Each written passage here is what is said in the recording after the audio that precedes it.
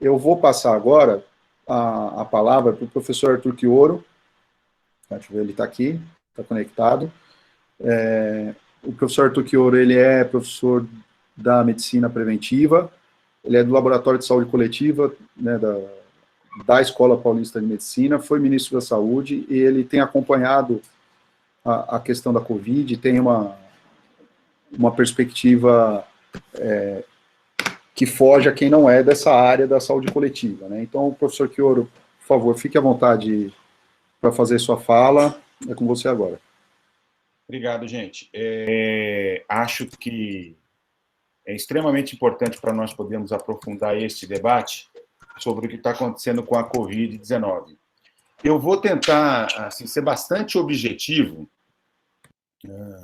na minha análise, porque é uma análise de alguém que está, desde o começo, dedicado a acompanhar, na perspectiva com que eu trabalho, que é a área de política, planejamento e gestão, né? Trabalho muito com os elementos da epidemiologia, né? E eu queria dizer para vocês o seguinte, eu estava agora mesmo, enquanto o Fábio estava falando, eu estava terminando aqui de passar algumas entrevistas para um repórter, algumas informações para um repórter, que ele pergunta assim, mas, professor, então o negócio vai ser muito mais grave? Eu acho que talvez uma parte considerável da população brasileira, e pensando na nossa comunidade da Unifesp, boa parte dos nossos companheiros e companheiras não perceberam ainda o tamanho, a gravidade do quadro que nós estamos vivendo. Nós tivemos o primeiro caso notificado no Brasil no dia 26 de novembro. Nós demoramos mais ou menos uma semana para atingir 100 casos. Levamos 2 semanas para atingir 10 mil casos confirmados a partir daí. Mas, ainda assim, nós estamos, comparando, inclusive, com a experiência internacional, no momento ainda numa fase muito inicial da epidemia no nosso país. E com um problema adicional. Qual que é o problema? Quando nós chegamos a 100 casos, houve uma determinação do Ministério da Saúde, que foi prontamente seguida pelos estados e pelos municípios, até porque não tinha o que fazer em contrário a isso, que foi a de só passar a testar os casos graves, os casos internados. Então, esses números que nós temos agora, vou dar os números de ontem, 15.927 casos confirmados e 800 óbitos, eles, em hipótese nenhuma, traduzem o que é a realidade do Brasil neste momento. Mas em hipótese alguma, né? Nem de óbitos, nós temos mais de 1.600 óbitos em investigação nesse momento, e nem em casos. Os companheiros epidemiologistas da Fiocruz trabalham com a ideia de que nós temos 11 casos para cada caso confirmado. Mas o Mandetta chegou a fazer uma afirmação na quinta-feira passada de que nós provavelmente teríamos 40 casos para cada caso confirmado. Eu, hoje de manhã, participando da reunião do Diretório Nacional do PT, estava conversando com o governador Wellington Dias, do Piauí, e ele...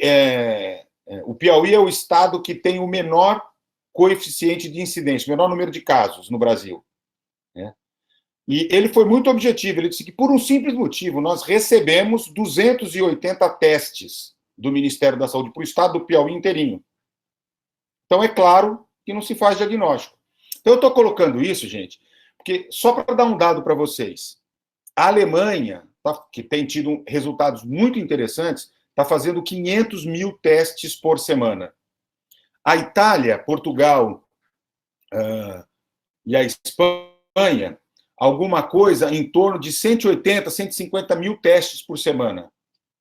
Nós, desde o começo da epidemia, fizemos até agora 52 mil testes.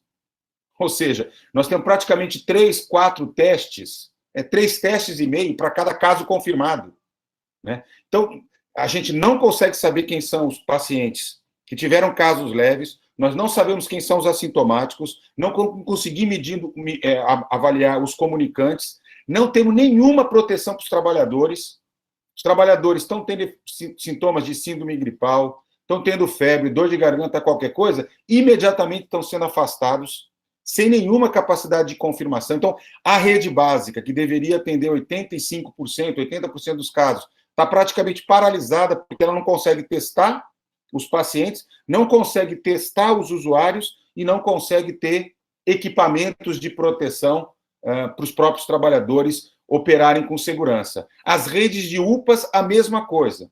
Então, todo o fluxo está sendo direcionado para os prontos-socorros e para as emergências hospitalares, né? E aí nós temos situações gravíssimas, né? Por quê? Porque, em primeiro lugar, o governo desmontou a estrutura de atenção básica no país, em particular quando desmontou mais médicos, e aí o Mandetta é o principal responsável, né? Porque ele era o principal operador da AMB, né? do Conselho Federal de Medicina, no Congresso Nacional, e quando assumiu o cargo de ministro, ele tratou de desmontar e tirou os médicos, principalmente das capitais das grandes cidades, das regiões metropolitanas, né?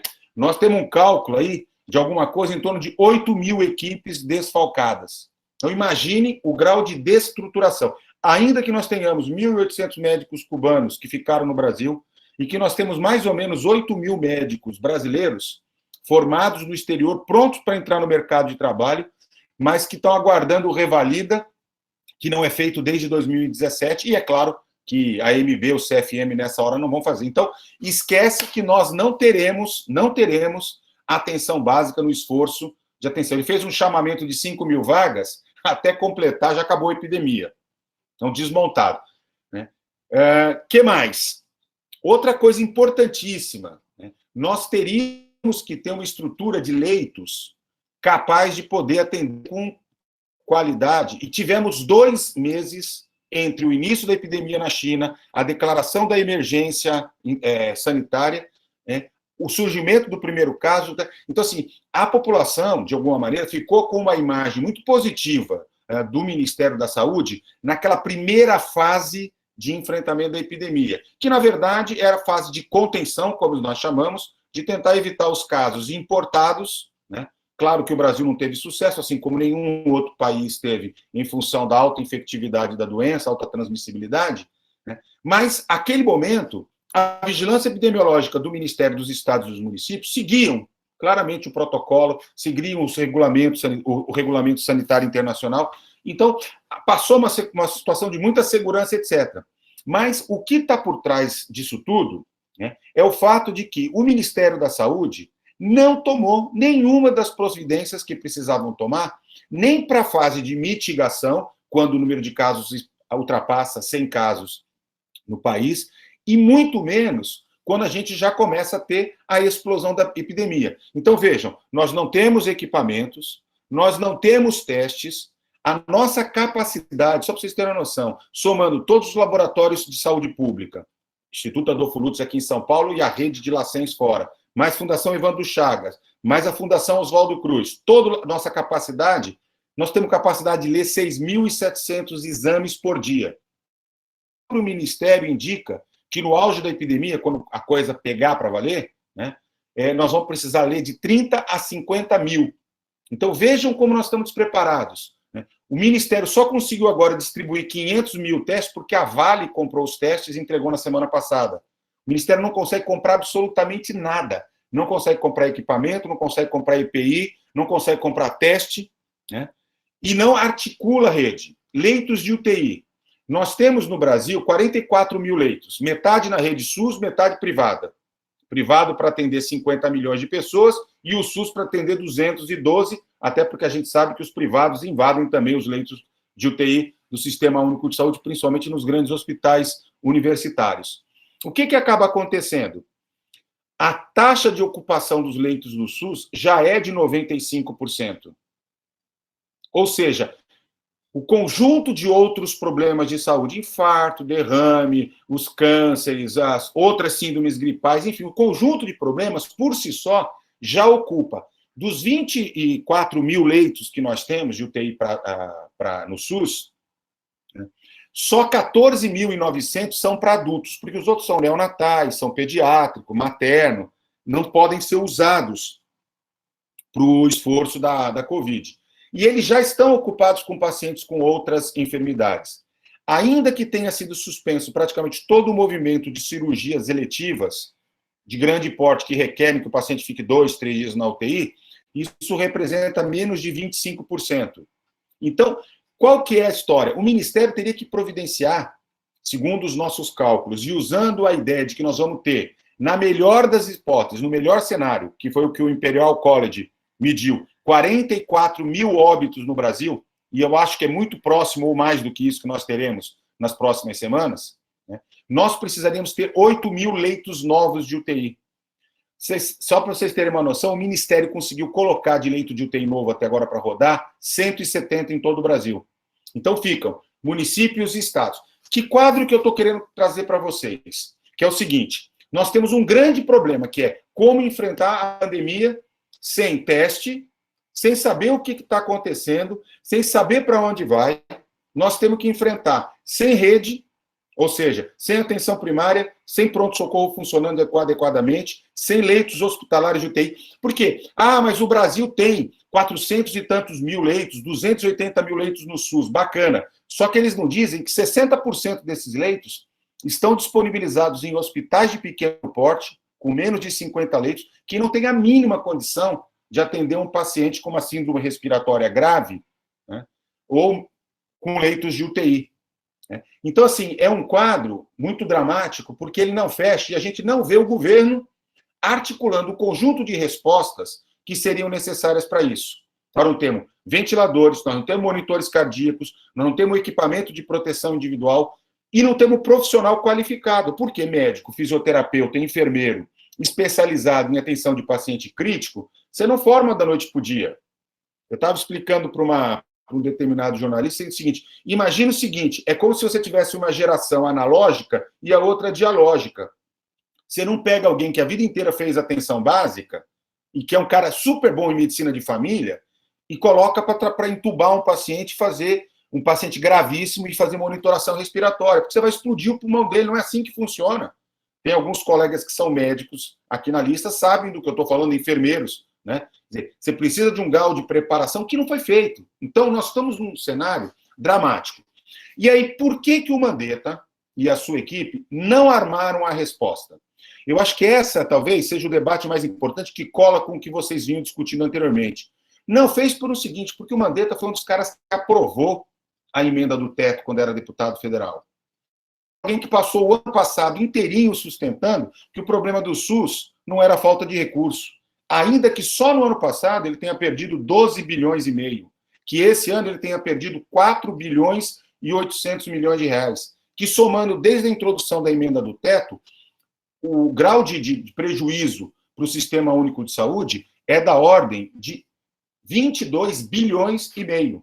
Ele não teve coragem de apresentar para o Guedes e para o Bolsonaro a conta, dizer o seguinte, ou libera recurso agora para comprar respirador, para comprar equipamento, para colocar dinheiro na Fiocruz para produzir teste, para colocar dinheiro nos outros laboratórios públicos, para iniciar a reconversão da nossa indústria, para produzir o que vai faltar, pensar estrategicamente. Ou seja, apesar do ministro fazer o discurso de que eu tenho foco, me sigo pela ciência e por planejamento, não tem nem ciência, nem foco, nem planejamento, a não ser na polarização, né, com o criminoso do presidente da República, que passou a defender o isolamento vertical, né, contra a posição do Ministério, muito mais empurrada pelos secretários municipais, estaduais, governadores e prefeitos, de fazer o isolamento, que pode até ter sido tomado de forma antecipada, mas se não tivesse sido tomado naquela semana, 2 semanas depois, teria que ter sido tomado, e o ideal é que fosse de forma coordenada.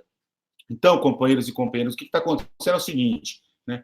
Nós vemos os efeitos da sujeição de uma política pública à lógica dessa política econômica criminosa, né, neoliberal, né, onde o superávit primário, a produção do ajuste fiscal vale acima de qualquer coisa. Vejam, até agora, o Ministério da Saúde só liberou para estados e municípios 423 milhões de reais, que já era o recurso da vigilância. R$2 por habitante por ano. Liberou 6 bilhões e 800 milhões de reversão de emendas parlamentares que já estavam na saúde. Então, vou dar um exemplo concreto. A Unifesp, pelo que eu sei, teve alguma coisa em torno de 1 milhão e pouco de emendas parlamentares, inclusive uma parte ia lá para a reforma do andar lá onde a gente fica, né, que eu tinha conseguido, eu e a Lumena com o Padilha, né, para fazer uso. Todas essas medidas, todas essas emendas que já estavam, de alguma maneira, programadas para a rede, foram revertidas. né? Liberou mais 4 bilhões e 800, que é exatamente o que a emenda do teto tirou esse ano do orçamento, e ontem liberou mais 2.300. Quando a gente olha o que os outros países estão investindo no esforço, né, de enfrentamento da pandemia, seja para a saúde, sem contar recursos para as populações vulneráveis, para suporte dos mais pobres, para equacionar a grave crise econômica, chega a parecer ridículo a imobilização do nosso governo, que não é o acaso, né? É a sujeição do Bolsonaro e do governo federal à lógica capitaneada pelo Guedes. Então a gente precisa entender muito a origem econômica, a incidência da política econômica sobre como nós estamos conseguindo desenvolver essa resposta. Eu não quero me alongar muito mais, mas quero dizer o seguinte: o debate do distanciamento, ele não é um debate meramente ideológico. A observação do que se experimentou nos outros países que estão rodando, vocês vejam, nós estamos no D44, ou seja, nós estamos 44 dias após o início do primeiro caso. Tem países agora que já completaram 3 meses de janela. Então, a experiência internacional tem mostrado que esse isolamento horizontal, esse isolamento mais radicalizado, não estou nem falando do lockout, não, estou falando do isolamento mais bem feito, ele tem produzido algumas coisas que são muito importantes. A taxa de transmissão da doença, que é entre 3 e 6, ou seja, cada caso transmite para 3 a 6 pessoas, se o isolamento é bem feito, cai abaixo de 1. Se ele é feito como está sendo feito atualmente por nós, ele está na faixa de 2, ou seja, ainda assim ele é positivo. Então ele é fundamental para proteger os idosos, as pessoas com comorbidade, mas ele é fundamental para o sistema de saúde ganhar um tempo e não permitir que a explosão acelerada dos casos, que tende a começar para nós a partir da semana epidemiológica 19, nós estamos na semana epidemiológica 14, portanto, daqui a 4, 5 semanas, nós estamos prevendo a explosão de casos, certo? Precisa de tempo, de fôlego, então abaular essa curva para que a gente possa atender, ter fôlego, o nosso sistema poder minimamente suportar, muito embora eu estou contando para vocês que a nossa estruturação não aponta para essa realidade.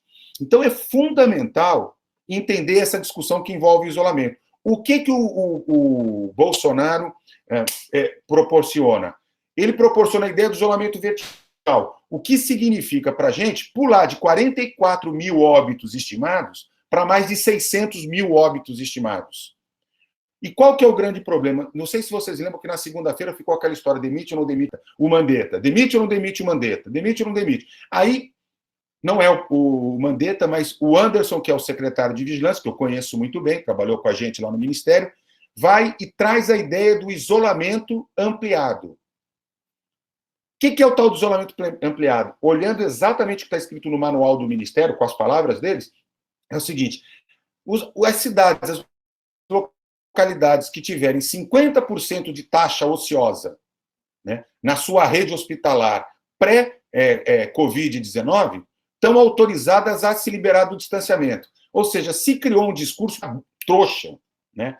No caso, provavelmente para passar, foi o passa-moleque que fizeram com o Bolsonaro para dizer que o Mandetta tinha recuado, mas a verdade é que a falta de coordenação, esse discurso ambíguo, faz com que a base bolsonarista, e em particular prefeitos, governadores, que estão claudicando com a impossibilidade de lidar com a crise econômica e social, né, e que não veem apoio.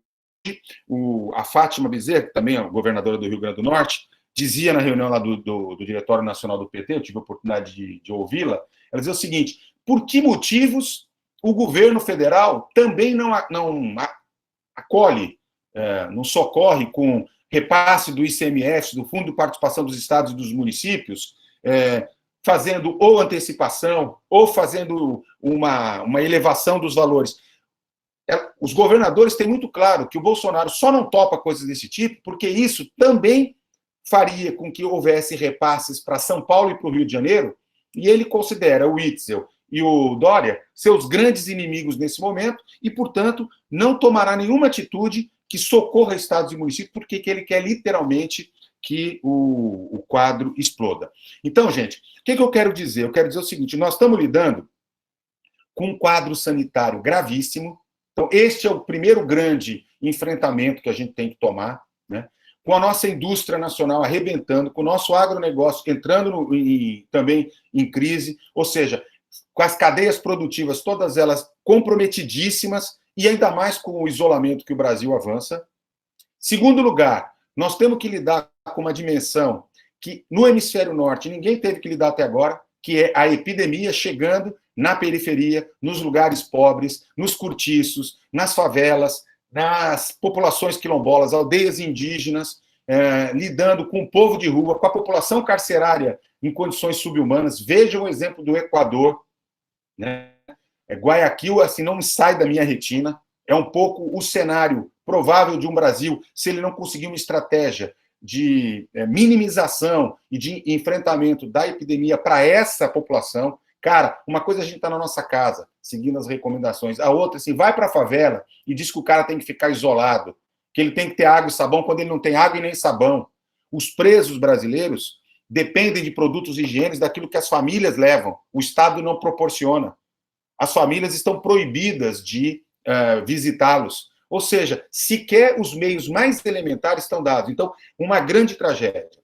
Nós temos que enfrentar uma segunda grande tragédia, que é a tragédia econômica. É inevitável que nós vamos ter a mais profunda recessão. É gripe espanhola com 29 ao mesmo tempo turbinado, né? Então, assim, nós não estamos lidando com uma marolinha. É um quadro dramático que terá efeitos sociais perversos. E terceiro, nós temos uma questão, né, que é singularmente brasileira, que os outros países, nesse momento, só os dois primeiros desafios, a pandemia e a crise econômica, já são suficientes. Nós temos que lidar com uma crise política sem precedentes e que só cederá, né, só conseguiremos avançar com o afastamento, com a derrubada do Bolsonaro. Eu não vejo a mínima condição, né, de ter uma coordenação integrada, um sistema que seja único de fato, né, que tem se demonstrado agora mais vital do que nunca, né, mas sem um freio de arrumação do ponto de vista da política. Por que eu digo isso? Porque vai ficando cada vez mais claro que o Bolsonaro aposta exatamente no caos social. Ele só é capaz de impor as suas teses, de manter a sua base, de poder fazer o enfrentamento da sua perspectiva na perspectiva do caos. Portanto, me parece que democratas, centro-esquerda, esquerda no país, nós docentes, pesquisadores, aqueles que têm compromisso com uma sociedade democrática civilizada, humanizada, etc., nós temos que ter muita clareza hoje, né, de que nós temos o desafio de inventar uma estratégia que minimize o impacto da pandemia, que mude a ordem econômica. Eu estava vendo vocês armados, por exemplo, sobre a taxação das grandes fortunas. Eu não tenho dúvida nenhuma que esse é o momento de radicalizar o debate, de produzir uma nova ordem política e econômica, né? Mas é também o momento de fazer um grande enfrentamento político, tá certo? E que passa, na minha opinião, literalmente por um fora Bolsonaro, sem o qual nós não temos perspectiva. Eu não sei se eu consegui dar conta de tudo que eu ia aqui abordar, tenho preocupação com o tempo de vocês, com a carga de bateria que eu ainda tenho, né? Mas eu espero, fico aqui à disposição, mas tentei fazer uma análise que mostra um quadro dramático, sim. Gente, eu quero insistir com vocês. O pior está vindo por aí, né? A partir da semana 17, semana 19, estou falando aí de maio, né? A partir da segunda quinzena de maio. E, em particular, a partir do mês de junho, a tendência, no melhor cenário, do distanciamento social horizontal, né? Mesmo assim, nós temos uma explosão significativa do número de casos, com uma necessidade de internação de pacientes na ordem de 250 mil pessoas, né? E uma estimativa de 44 mil óbitos no país. Este é o cenário, infelizmente, melhor que a gente pode desenhar, né? Mas vai depender demais da resposta brasileira, da adesão da sociedade e da capacidade da nossa população mais pobre, inclusive, sobreviver a esse ambiente absolutamente desprotegido, vulnerável e caótico. Muito obrigado, professor Arthur. Tá? Parabéns pela apresentação, tá muito boa, com todas as dificuldades técnicas, Eletropaulo, etc. Foi bem esclarecedora, realmente o cenário é dramático, né? Eu sempre gosto de lembrar velho barbudo que dizia que os homens fazem a sua história, mas não escolhem as condições, né? Então, nós não escolhemos essas condições, mas esse período caiu em cima da gente e a gente vai ter que dar conta dele, né? Então, é bola para frente e a gente tem que ir para a luta, né? A gente que tem que oferecer para a sociedade as soluções para superar isso tudo, né? E me parece muito claro, acho que está claro para todo mundo que o fim do governo Bolsonaro e debelar o bolsonarismo, né, que acho que é muito mais difícil até do que acabar com o governo Bolsonaro. O bolsonarismo já vai se mostrando cada vez claramente mais que ele não será debelado por vias pacíficas, né? Mas acabar com o governo Bolsonaro e debelar o bolsonarismo é uma necessidade urgente para nós. Tá? Muito boa fala, professor. Eu recebi aqui uma sugestão de dar uma modificada na pauta, tá? Para a gente abrir para 3 perguntas e depois passar a palavra para o próximo dos informes, que é o professor Wagner Romão. Tá? Então, vou abrir aqui. Quem tiver essas perguntas, por favor, façam no chat, tá? Para a gente passar já para o professor Arthur. Vamos lá, 3 perguntas.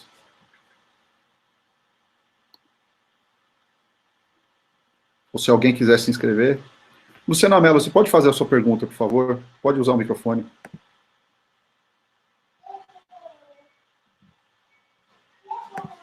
Boa tarde, pessoal, companheiros e companheiras. Que bom estar presente nesse encontro.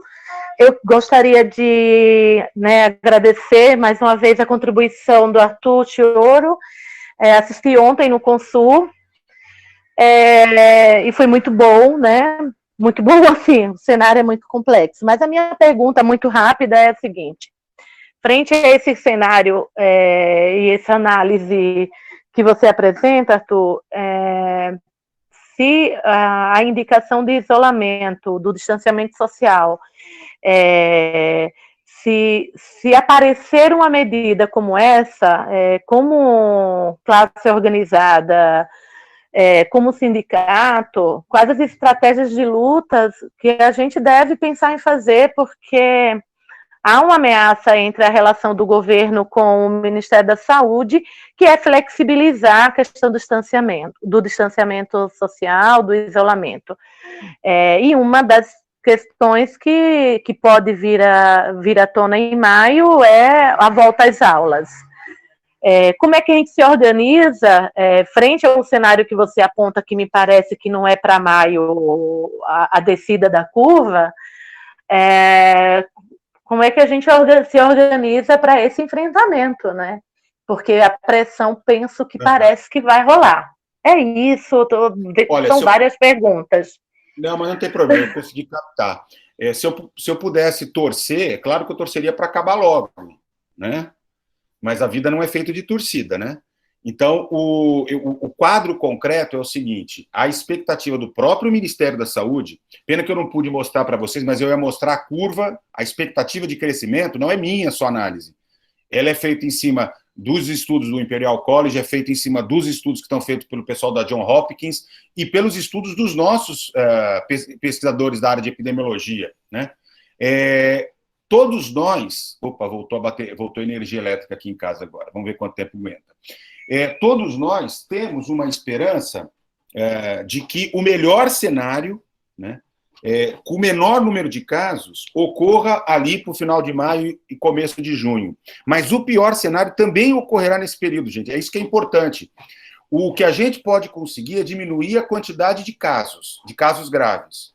Mas nós não vamos alterar no tempo quando isso acontecerá. Então, eu acho, se eu pudesse responder para você, como docente, como filiado da Unifesp, e poder dialogar com a direção do nosso movimento, dizer o seguinte: eu proporia a condição da capacidade de testagem para a gente saber se a gente tem condição de produzir uma estratégia com segurança. Porque, efetivamente, os países que estão armando a saída com segurança, a Itália já está começando a pensar no pós-crise, a Alemanha já está começando a desenvolver isso, alguns países na Ásia já fizeram. O que eles fazem? Eles testam em massa, conseguem identificar quem são as pessoas que já foram sensibilizadas, que já tiveram a doença, né?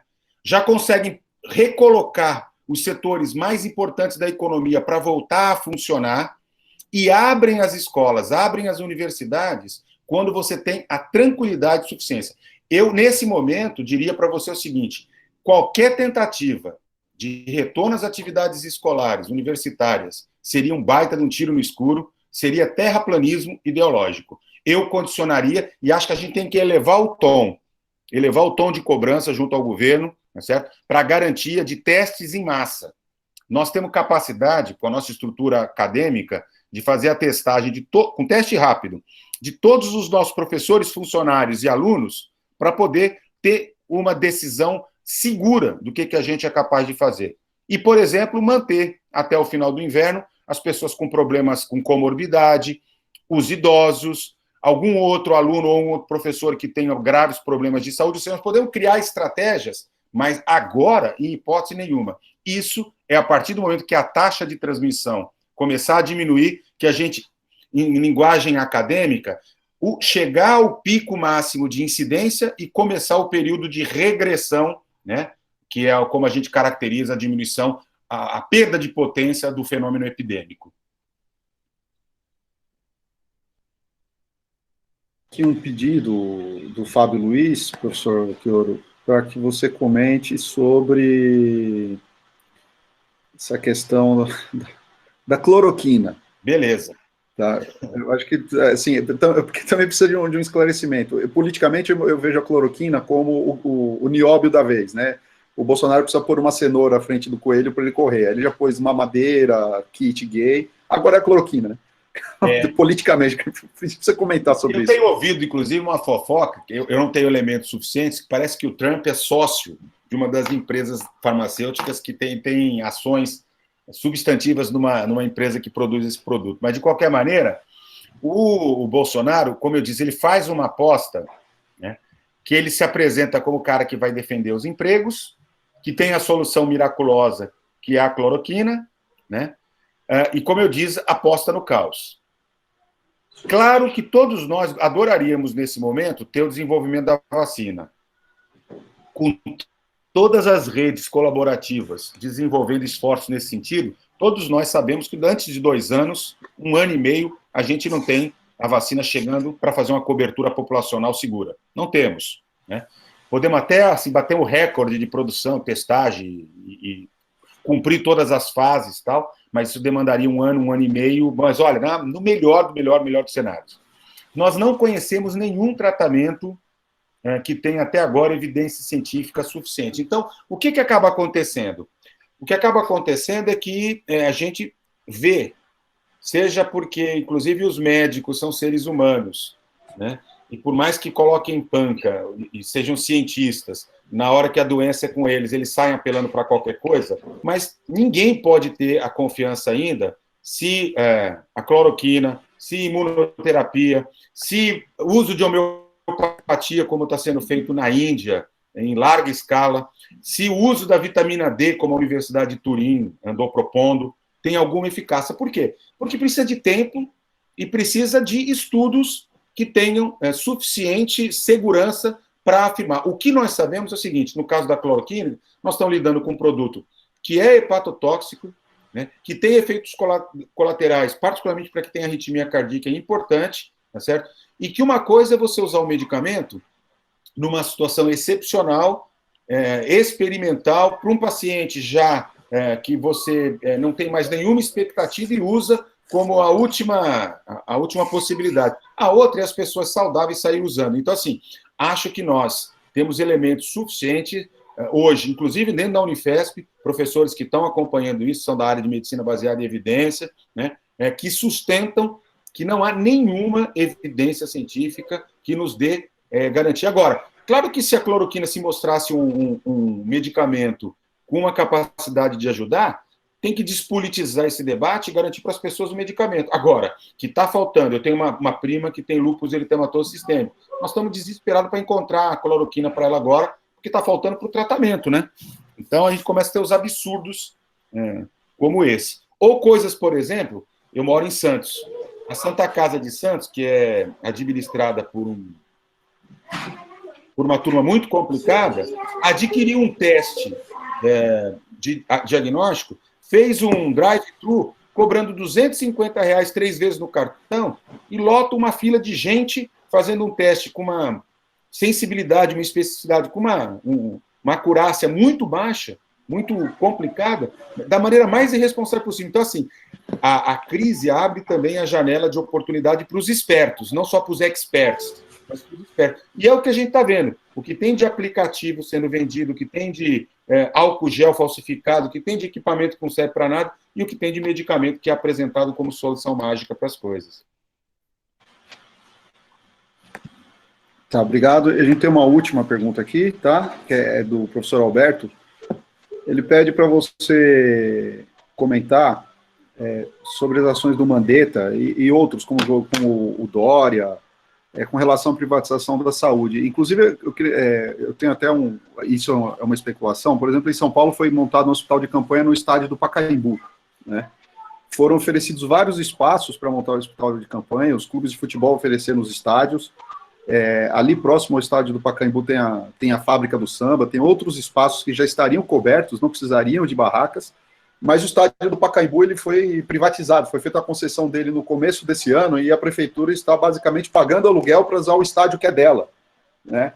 Então, consegue executar uma política de privatização para combate à pandemia, né? Então, emendando essa pergunta do Alberto, para você comentar sobre essas políticas de privatização do SUS.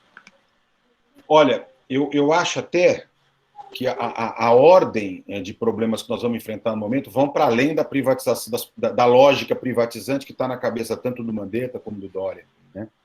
Está na oportunidade de negócios que gira em torno da execução orçamentária dos recursos públicos num momento em que você tem decretação de estado de calamidade, em que são afrouxados os ritos administrativos e é feito toda uma facilitação para uma cadeia de negócios, né, para ação entre amigos, que a gente começa a observar de norte a sul do país. Então, assim, vou dar um exemplo, foi noticiado pela Folha de São Paulo, bastou abrir o crédito suplementar na vigência da calamidade pública para o Ministério da Saúde fazer aquisição de produtos que grandes indústrias e grandes distribuidoras nacionais são fornecedoras com muita agilidade em todo o território nacional, para uma empresinha situada em Campo Grande, que, na verdade, é de um amigo e grande doador de campanha para o Mandetta. Então, assim, nós vamos agora observar, né, um conjunto de distorções,